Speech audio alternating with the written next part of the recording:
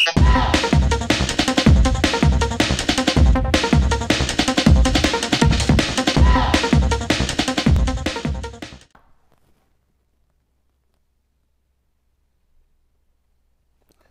everybody. Welcome to FC Amakhosi channel. This is Sunday Joe. So, guys, I just want to react on what Bobby called us, because he called us impatient. We are impatient to a certain extent. Some will agree to a certain extent, or to a large extent, most of you would not agree with him. But yeah, seems as if we are talking about the guy who does not want to take a responsibility of his failures, responsibility of his own downfalls and his own mistakes, and hence we are where we are. You know, we have made mistakes. Each and everyone we have made of mistakes. One or another we have made mistakes. Like yeah, but one thing that has taken us to the next level, or that is helping us to grow, is to own up to those mistakes, and then you move on. So if Bobby does not want to own up to his mistakes or the family mistakes, and then this club will not move on and will not make good decisions going forward, because we're going to keep on making mistakes and mistakes and mistakes. I mean, so many times we've had coaches who don't deserve to coach our team, but it seems as if like we have went for cheap labor, and then we're expecting building that will remain. I mean, we are talking about the vision here of so many years, but yeah, seems as if that vision, it's going down, down, down, down, down the drain, because they keep on making mistakes, hiring inexperienced coaches and buying cheap labor in players as well. So they're expecting this team to continue to win. I don't know. But yeah, you can't move on in life. You can't learn anything if you keep on shifting the blame. So I'm reacting to what Bobby says. So let me read you the news on what Bobby is saying. So this is the news coming from SABC Sport. So he says, so the article reads like this. Let me start from the beginning. Bobby blames impatient Kaizer Chiefs for high coaching turnover. In like 5 seasons or so, we've had 7 or so coaches. I mean, in those coaches that you have coached, we have had, in so many years, we have had your Steve Kompela, we have had Middendorp, we have had Solinas, we have had Antique, we have had Zwane, we have had Kevin Hunt, we have had Stuart Baxter in his second term, we've had now caretaker coaching CJ. I'm not gonna mention who as the coaches, like, but I've counted like 7 or 8 coaches in so many years in this club, like in a short space of time, like in less than 10 years. We have had so many coaches, like we have made so many changes each and every season. The past few seasons, like seems as if we've always had a coach, a different coach for each and every season. Simple shows that we are making blunders. There, the management is making blunders, hiring coaches who are incompetent, hiring coaches who do not know how to manage players and how to manage a team and how to win trophies. Because Kaizer Chiefs have been cutting corners. As we are cutting corners like this, we have let go, or we have missed out on signing proper coaches. I mean, we missed out on getting coach Peter earlier on when he was available, and he said no one approach him. And then we did not go for Nabi even when Nabi was available. And guess what? Nabi has been winning where he's at now. I think he's number 2 the last time I checked, and is gonna challenge for the Premier League where he's at. So as we are cutting corners, we are hiring people who are like, hey, you know what? Give me 250. I'm gonna do this job for you. And then you want someone who will help you moving your furniture. Give me 250. You want someone who will help you fix your phone. Give me 250. Same person. You say, okay, do you know anyone who can fix toilets? Says, no, I can do that, 250. And then do you think that house will ever stand? Do you think those appliances, those phones will ever make it? No, they won't because we keep on hiring the same people who pretend to know everything because we want to cut corners. We don't want to go out and scout coaches and look at the coaches out there who are available, and we are cutting corners. But yeah, Bobby, what is Bobby saying? Kaizer Chiefs manager Bobby Mtaung has not given a clear answer on whether there will be a change of approach in their search for a new coach to improve from the merry-go-round at the club in the recent years. Chiefs are now on their eighth coach. Their eighth coach in the space of 5 years. I was right. In the space of 5 years, we are now on the eighth coach with coach Mulefintegi most recently lasting 4 months in the job. 4 months. 4 months in the job. 4 months in the job. That's like 120 days. 4 months in the job. He says it boils down to patience and a plan. Now, with the pressures we are having, with mentality of people now, people are not patient. I do not know where the culture comes from. The symbol comes from you making blunders, you cutting corners, you going for cheap labor, you going for cheap material and thinking that your house will stand.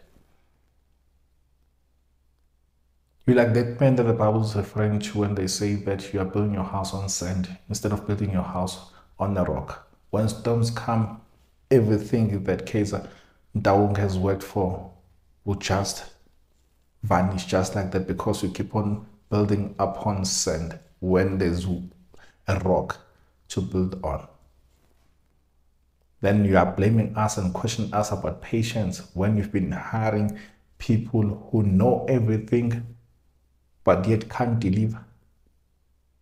You had like now let's talk about it. You had a coach who has never coached in PSL, a coach who has never coached in a team level, and you had him as a coach.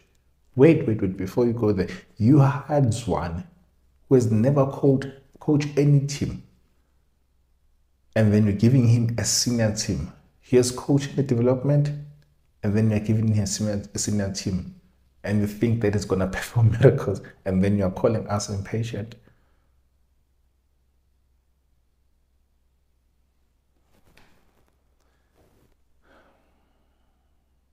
Chief supporters have always been patient, but all of a sudden we have these issues of pressure.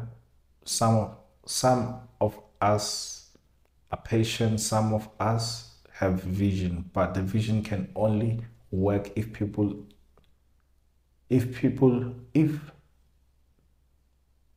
okay, some of us are patient, some of us have a vision, but the vision can only work if people work together and share the vision.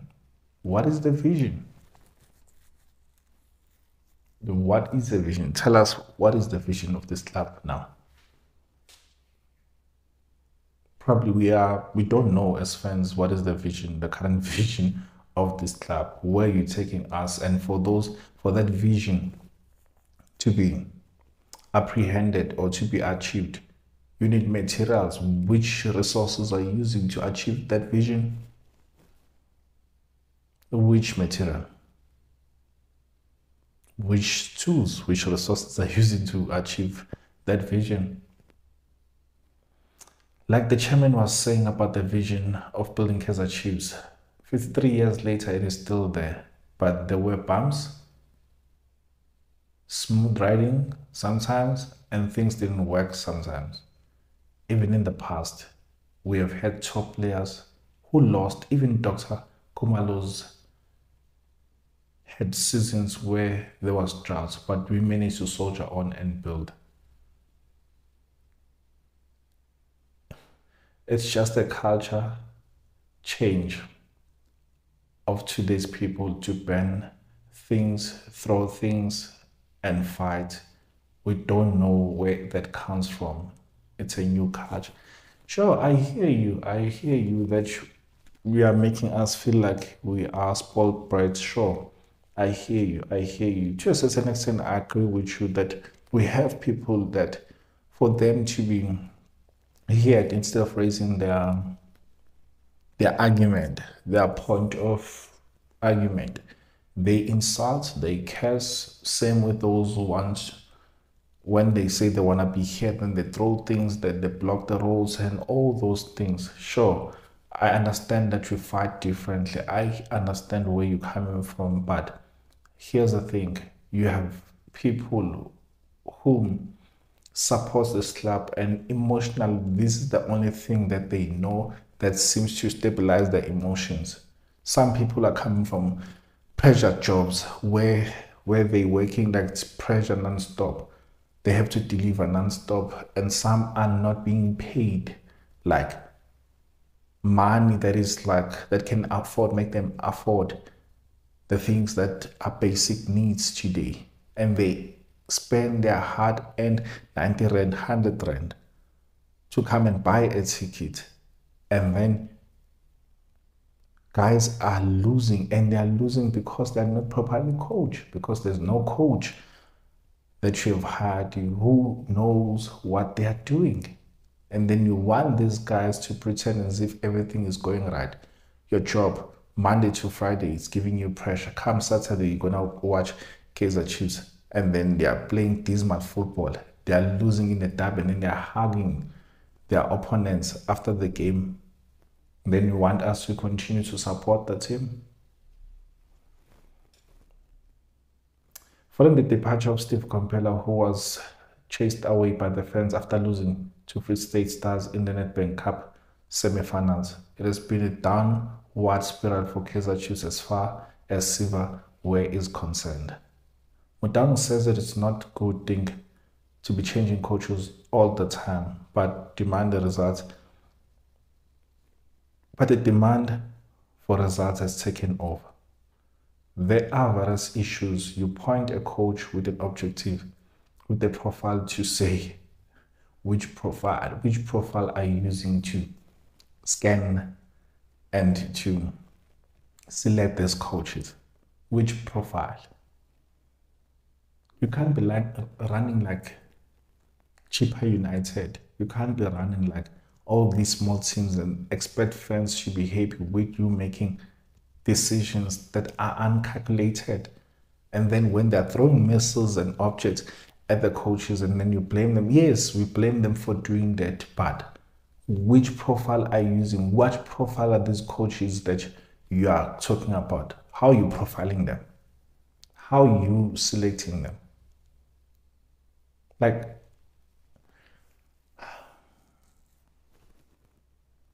we are a big team, but we keep on hiring coaches who have never won anything, or who have never coached in the higher level in the PSL for that matter. And then you are telling us that you are hiring coaches with a profile. What profile?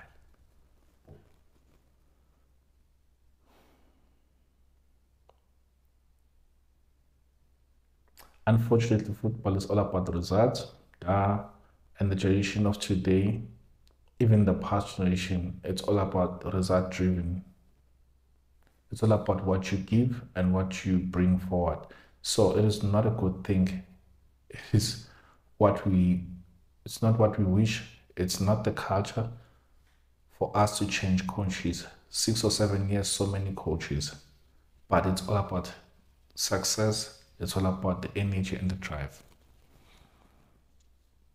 I feel like Bobby felt like insulting us fans or insulting our intelligence when he was talking. You shouldn't talk to the media. I know it's part of his job, but you shouldn't talk to the media. You are fueling the frustrations of these fans who love this club so much. This club was not gonna be there had it not been for fans. I don't care how big the vision is, but this club wasn't gonna be there had it not been for fans who are passionate. I mean, look at the turnaround in the stadiums.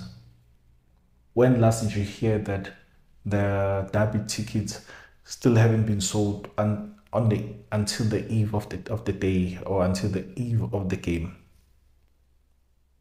completely sold out because fans are not sure whether to go to attend the games or not. Why? Because we haven't seen beautiful football or football that is making us to come to the stadiums.